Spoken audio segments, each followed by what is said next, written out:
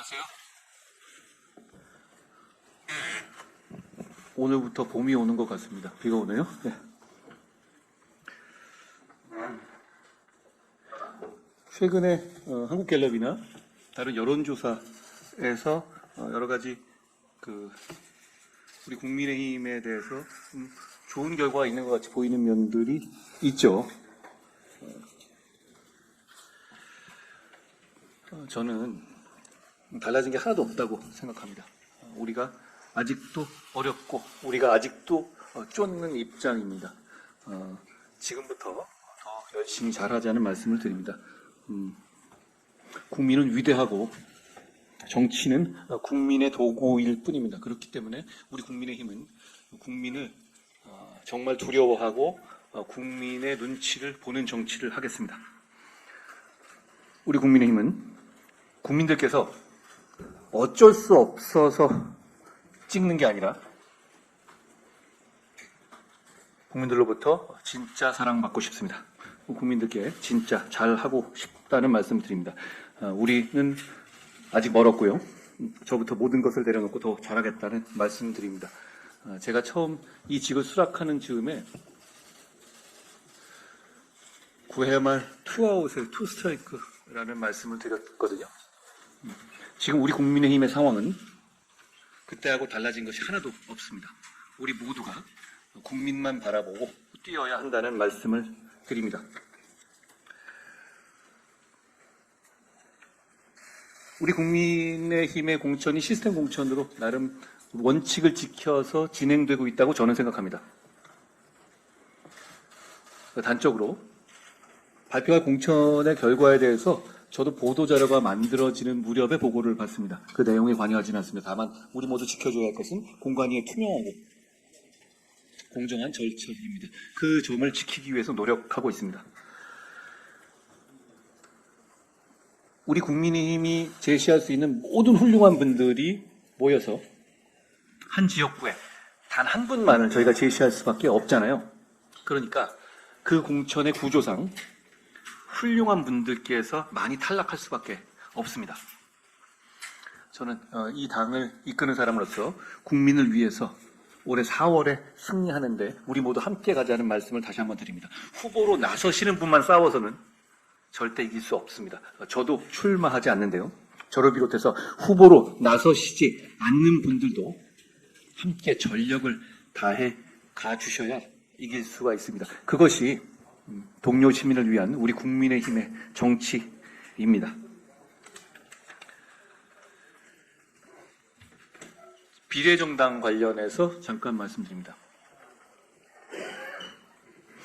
지금 현재 민주당 계열의 비례 후보 결정 과정을 보면 그야말로 난사판 복마전이라고 할 수 있습니다. 종북으로 헌법재판소에서 해산된 정당의 후신이 비례정당의 연합 과정에서의 협력 등을 근거로 해서 지역구 15석을 내놓아라 라는 식의 음험한 뒷거래들이 이루어지고 있다는 보도가 있습니다. 그리고 그 내용들이 민주당에서 제대로 부인되고 있지 않는 것을 봐도 사실에 가까운 것으로 보입니다. 그런 음험한 뒷거래에 정작 주권자 국민은 어디에도 없습니다. 그런 식의 정치는 주권자 국민을 배신하는 정치라고 생각합니다. 저희는 그렇게 하지 않겠습니까? 저희는 피치 못할 사정으로 저희가 플랜 B로서 비례정당을 준비하고 있는데요. 그 비례정당은 바로 우리 국민의힘을 에서 제시할 수 있는 우리 국민의힘 후보를 제시할로서 비례 후보를 제시할 때가 똑같은 기준으로 간명하고 투명하게 운영될 것이라는 말씀을 드립니다. 그러니까 우리의 비례정당은 민주당 계열의 비례정당처럼 조국 같은 사람, 창원 간첩당 관련 단체의 사람, 종북으로 해산된 정당의 후신 관련한 사람들, 이런 사람들이 뒷구멍으로 공천되는 통로로 활용되지 않을 겁니다. 정확하게. 우리 국민의 힘이라면 제시할 만한 분들을 똑같은 기준에서 국민들께 제시할 것이라는 말씀을 드립니다.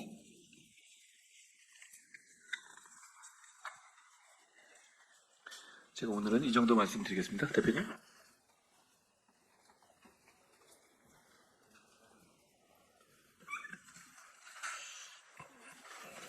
최근 민주당은 전화 컷오프, 밀실회의 등 무늬만 시스템 공천으로 당내 민주주의 실종을 여실히 드러내고 있습니다. 그리고 밖으로는 다른 야당들과 함께 의석 나눠먹기에 골몰하며 국민께 또 한 번 실망스러운 모습을 보이고 있습니다. 태생부터 잘못된 선거제를 고집하더니 우리 민주주의와 선거를 어디까지 혼탁하게 만들지 걱정입니다. 사실상 위성정당인 비례연합정당을 통해 반미 종북 괴담 세력과 시위 선동꾼들을 불러들이더니 진보당과 지역구 및 비례의석을 주고받기 위한 본격적인 논의를 시작했다고 합니다. 녹색정의당은 또 민주당의 통합비례정당에 참여를 거부하면서도 접전지에서 지역구 연대는 바람직하다는 입장을 발표했습니다. 이처럼 저마다 계산기를 두드려가며 지역구와 비례의석을 멋대로 거래하는 것이 국민을 무시하는 태도가 아니면 무엇이겠습니까? 지금 민주당을 비롯한 야당들은 이해관계와 득실 계산에만 매몰된 나머지 공천의 기본을 놓치고 있습니다. 유권자들을 선거에 도장 찍는 존재로밖에 여기는 것이 아니라면 이렇게 해서는 안 되는 것입니다. 비전과 정책을 개발하고 훌륭한 인물을 공천하여 국민께 다양한 선택지를 제공하는 것은 선거에서 정당이 해야 할 중요한 역할입니다. 이런 정치의 정도를 거스리고 비례 순번 거래와 지역구 나눠먹기 등 야합에 몰두하는 야당들이 앞으로 얼마나 더 국민의 눈살을 찌푸리게 만들지 걱정스럽습니다. 우리 국민의 힘은 이런 혼란에 휩쓸리지 않고 오직 국민만을 바라보며 좋은 정책과 인물로 선거에 임하겠다는 약속을 드립니다. 지난 16일 윤석열 대통령께서 카이스트 학위 수여식에 참석해 축사를 할 때 한 졸업생이 R&D 예산 부분을 주장하며 고성을 지르고 소란을 일으키다 경호원들에게 격리되는 일이 일어났습니다. 이 졸업생은 녹색정의당 대전시장 대변인으로 알려졌습니다. 이 사건이 일어나자 녹색정의당과 민주당은 즉시 대통령을 비난하는 논평을 냈습니다. 또한 17일에는 몇몇 카이스트 동문들이 용산 대통령실 집무실 앞에서 대통령을 비난하는 기자회견을 열었는데 이 기자회견은 현재 민주당 광명시 을 국회의원 예비 후보인 김혜민 씨와 민주당 인재영입 6호인 황정아 박사 등이 준비한 것이라고 합니다. 이 사건과 관련해 민주당과 녹색정의당은 경호원을 백골단에 비유하고 윤석열 정부를 과거 독재 정권에 비유하는 등 터무니없는 정치 공세를 퍼붓고 있습니다. 지난 1월 18일 전북특별자치도 출범식에서 진보당 강승희 의원이 소란을 일으키다가 경호원에게 격리되었을 때와 똑같은 적반하장식 형태입니다. 강승희 의원이나 신민기 대변인은 해당 행사의 구성원이면서도 자신들의 정치적 목적을 위해 대통령이 참석하는 중요 행사를 망치는 것을 사전에 계획하고 실행했습니다. 이것은 시민의 정당한 의사표시 방식이 아닙니다. 분명한 정치적 의도를 가진 행사 방해 행위일 뿐입니다. 더구나 이분들은 일반인도 아니고 특정 정당에 속해 있는 정치인들입니다. 정부 정책이 자신들의 생각과 다르다는 이유로 대통령이 참석하는 행사에서 소란 행위를 벌이는 일이 일상화되고 허용된다면 과연 이것이 제대로 된 나라라고 할 수 있겠습니까? 야당들이 대통령 행사에서 과거에는 생각도 할 수 없던 소란 행위를 벌려 경호처의 대응을 유도하고 이에 대해 유신 정권이니 백골단이니 하는 비난을 퍼붓는 모습을 보면서 일부 국민들은 교통사고를 유발하고 보험금을 뜯어내는 보험 사기범 행태가 떠오른다는 말씀을 하시는 분도 계십니다. 제발 최소한의 정치적 예의와 검도를 지켜주시기 바랍니다. 김혜주 의원님.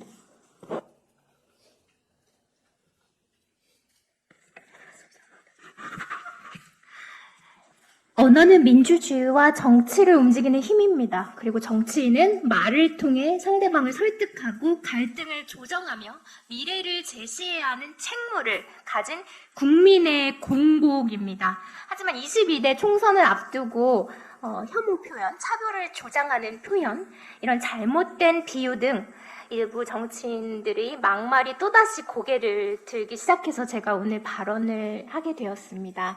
이러한 막말 또 차별을 조장하는 이런 표현들은 강성 지지층의 입맛에 맞기 때문에 그분들을 선동할 수 있는 도구는 될 수 있습니다.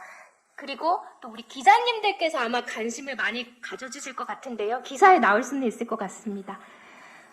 하지만 누군가에게는 이러한 것들이 굉장한 또 차별을 조장하는 표현뿐만 아니라 상처로 남을 수 있습니다. 공동체 분열을 조장하는 도구가 되기도 합니다.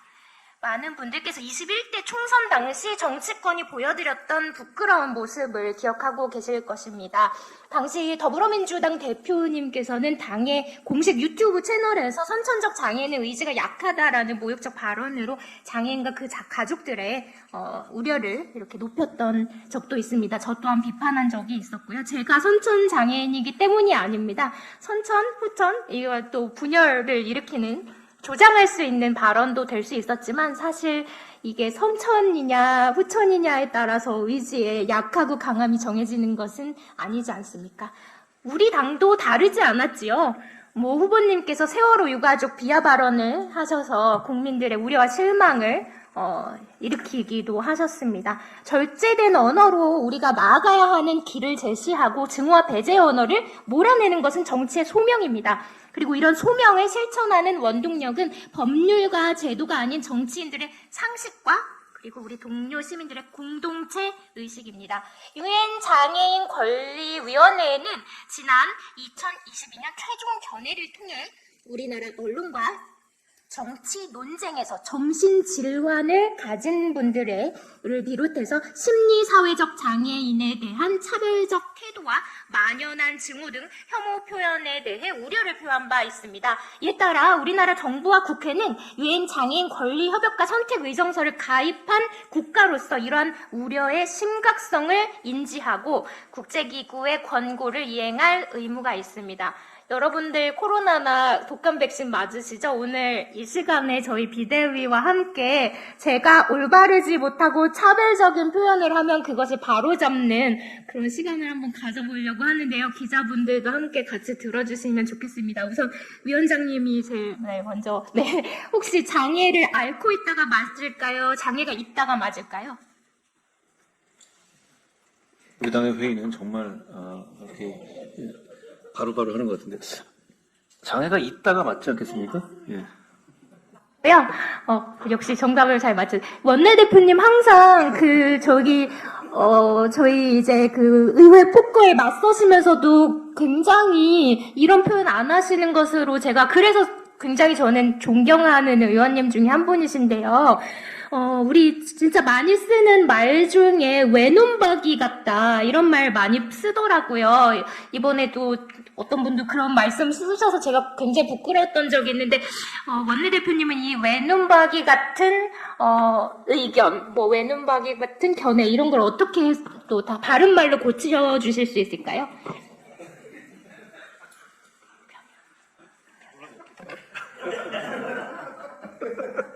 원내대표님 조금 전에 나가셨어요. 옆에서 웃고 계시는 아니 우리 약간 팁을 주는데 편협된. 네, 맞습니다. 그리고 우리 김경률 비대위원. 예. 김경률 비대위원님께서는 이제 회계랑 관련이 있어서 돈과 좀 연관이 있으실 것 같아서 눈먼 돈을 또 어떻게 바로 잡아주실 수 있을까요? 정말 평소에 많이 쓰는 표현인데 출처를 알 수 없는 의심스러운 돈. 네, 죄송합니다. 길어졌게 됐는데요. 또 우리 구자룡, 네, 비대위원님, 마지막으로 여쭤볼게. 다들 긴장하시는 것 같아서. 혹시 절름발이 행정, 이 표현 어떻게 바로잡아 주실 수 있을까요?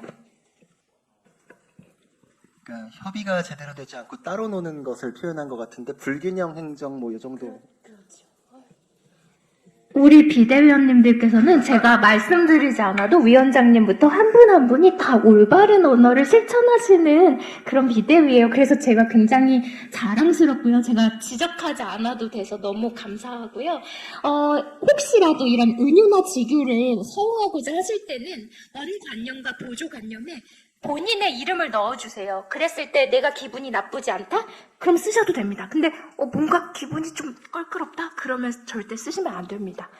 네, 국민의힘은 자기 진영에 안주하면서 상대방을 비난하는 데 함몰된 정치, 그리고 자신의 인지도를 높이기 위해서 막말, 마케팅을 하는 정치와 맞서 싸우겠습니다. 아울러 우리가 가지고 있는 상식과 공동체의식, 그리고 미래를 제시하는 정치가 22대 국회에 굳건히 자리 잡을 수 있도록 최선을 다하겠습니다. 감사합니다. 고맙습니다. 김혜주 의원님 말씀 주셨는데요. 앞으로 몇 달 동안이 정말 뜨거운 시기가 될 거기 때문에 사람이 사실 뜨거우면 말이 좀 더 세지잖아요. 우리 국민의힘이 국민의 눈높이에 맞는 언행을 하자는 말씀 다시 한번 드립니다. 저도 김혜주 의원님 말씀하신 걸 항상 마음에 두고 너무 뜨거워지지 않도록 노력하겠습니다. 우리 뜨거운 김경력 의원님. 앞선 김혜지 의원님 퀴즈의 유일한 오답자였습니다. 지금으로부터 15년 전 국세청 보도자료 하나를 소개하겠습니다. 2009년 보도자료입니다. 지하경제 양성화 및 탄루소득 발굴을 위해 소득지출 분석 시스템 개발. 업계에서는 이것을 PCI 분석 시스템이라고 합니다. 계속 읽어보겠습니다. 국세청은 세금 부담 없이 재산을 축적하거나 호화 소비 생활을 하는 세금 탈루자에 대한 세원 관리를 획기적으로 강화할 예정임. 제가 짧게 소개한다라면 이게 이제 당시 업계에서도 상당히 화제가 되었었는데요. 어떤 납세자의 소비 패턴, 소비량을 분석해서 그것과 소득을 비교해 보겠다는 겁니다. 연봉 2천만 원인 사람이 매년 5천, 7천을 소비한다? 그러면 눈여겨보고 세무조사 대상으로 삼겠다는 겁니다. 거기에서 한 5가지 사례가 있는데 한번 그 중에 한 분을 가져와서 제가 읽어보겠습니다. 특정인을 지칭하는 것 아닙니다. 절대. 해당 사업자는 559 소재, 시가 25억 원 하는 고급 주택에 거주하며 고급 승용차를 소유하고 자녀 3명을 캐나다로 유학 보내고 해외여행 등을 32차례 가는 등 소득에 비해 소비 수준이 과다한 것으로 분석. 저는 이것을 읽고서 특정인을 거론하지 않는다고 했는데 경남의 김모 의원, 비례대표 윤모 의원, 그리고 아닙니다. 다음에 얘기하겠습니다. 이런 생각을 했습니다. 그리고 지난 금요일 날 재밌는 보도를 하나 봤습니다. 먼저 조국 장관께서 조국 신당과 민주당을 뭐라고 소개를 했냐면 일제와 싸웠던 독립운동의 정당이고 권위주의와 싸운 민주화운동의 정당이라고 표현했는데 그중에 한 분 임종석 의원과 관련된 기사 내용입니다. 한번 몇 가지를 읽어보겠습니다. 연면적 69평 규모의 평창동 주택입니다. 테라홀딩스는 매입과 동시에 대대적인 리모델링을 거쳤다. 외벽 소재를 고급화하고 높이도 올린 채 마당 잔디와 조경까지 전부 새로 꾸몄다. 사실 제가 이 2019년 5년 전이죠. 이 보도, 이 언론사 아닙니다. 다른 언론사 보도에 상당히 이제 뭐 자문을 해주고 깊숙이 개입을 했었는데 제가 알기로는 꽤 큰 금액이 리모델링에 들었다고 이야기를 들었습니다. 그 리모델링 한 평창동 주택에 대해서 임종석 전 비서실장은 언론 보도 내용 그대로입니다. 6월 7일 계약을 맺고 사흘 뒤인 10일 입주를 끝냈다. 그리고 전세보증금은 7억이었다. 이렇게 되어져 있습니다. 2019년 1월 임종석 전 비서실장은 6억 5천만 원 재산 신고를 했고 잘 알다시피 2019년 이후 지금 19, 20, 21, 22, 23 5년 동안 알려진 소득은 없는 것으로 되어져 있습니다. 테러홀딩스의 오너는 김동석 회장이고 전남 장흥군 같은 고향 출신입니다. 평소 호영호재 하는 사이이고 이에 대해서 각종 사진으로 얼굴들이 알려져 있습니다. 한번 짧게 마무리하기 위해서요. 제가 이때 보도 과정에서 되게 죄송합니다. 취재 과정에서 되게 의아했던 게 뭐였었냐면, 당시 2020년 총선을 앞두고 있었고, 종로 지역구에 출마한다고 하였으며, 그 종로 지역구 소재 평창동 주택이었습니다. 돌연 2019년 12월에 정계 은퇴를 선언하였습니다. 잘 아실 겁니다. 제가 마지막으로 이 김동석 회장, 당시 집의 주인인 격이죠. 이분이 장흥신문에 소개된 것 그대로 기사 제목과 몇 줄만 읽고서 마무리하겠습니다. 장흥 꽃이 핀다. 정모 군수 김동석 회장 큰 결단. 장흥군 1조 2천억 원 수소연료전지 발전소 유치. IT에너지, 이곳은 김동석 회장이 이끄는 회사입니다. 한국서버발전과 200메가와트급 발전소 건립 MOU 체결. 건설 운영에 6,500여 명 필요, 일자리 지역경제 활성화 기대. 이것에 대해서는 제가 가지고 있는 자료가 더 있는 만큼 다다음번에 계속 말씀을 드리도록 하겠습니다. 감사합니다. 정말 뜨거운 주제를 안 뜨겁게 말씀해 주셔서 고맙습니다. 저도 들으니까 이상한데요.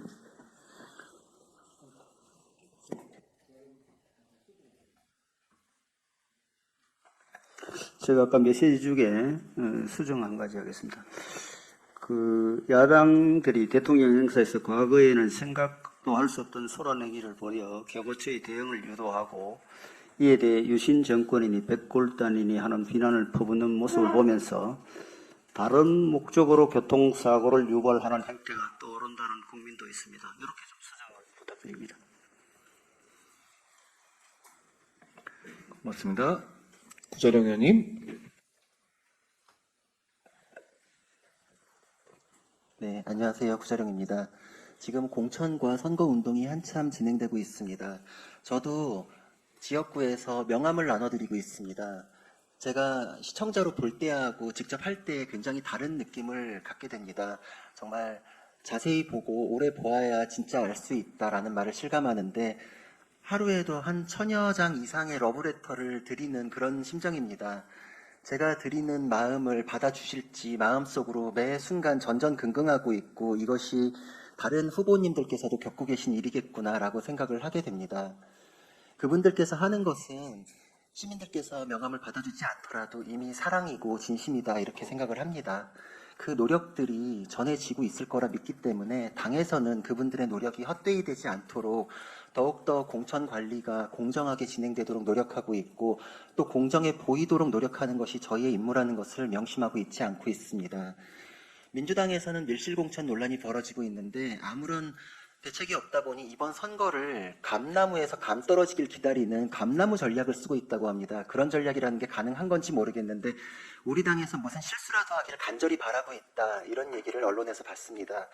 전혀 그런 일은 벌어질 수가 없습니다. 지금까지 보셨겠지만 우리 모두는 진심이고 후보자들의 진심이 결코 헛되이 되지 않도록 당에서도 최선을 다하고 있기 때문입니다. 저도 그렇고 다른 후보자들도 그렇고 시민들께 진심이고 이 진심이 전달되도록 노력하고 있습니다. 우리 모두는 하나이고 그 노력이 전혀 훼손되지 않도록 이 진심이 고스란히 전달되도록 노력하고 있습니다. 저희는 민주당하고 다르고 이전하고도 다릅니다. 저희는 새로운 정치를 가지고 왔기 때문입니다. 이 진심이 어디쯤에서 어떤 결실을 맺을지 그 결론을 놓고서 생각하지 않고 최선을 다하겠습니다. 다만 그때까지 우리의 기다림의 자세를 생각할 뿐입니다. 더 노력하고 더 진심으로 다가가겠습니다. 감사합니다. 고맙습니다. 한지아 의원님.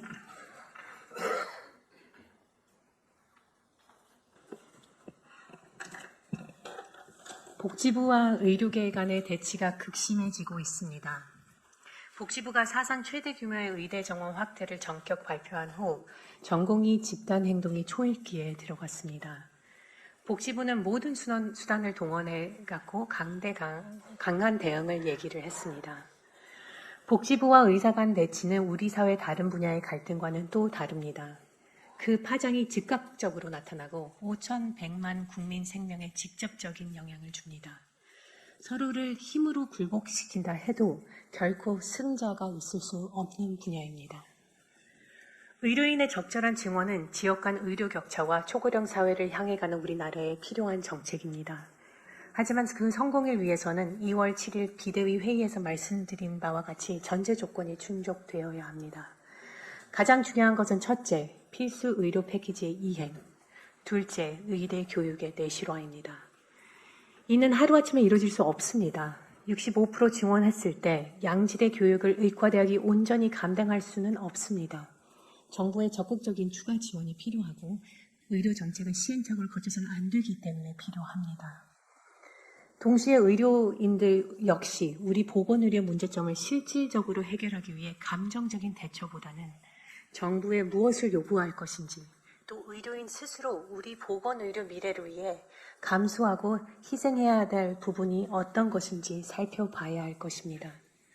우리 사회는 2000년 의학분업, 그리고 2020년 의대 정원 확대에 따른 의료인 총파업을 겪었습니다.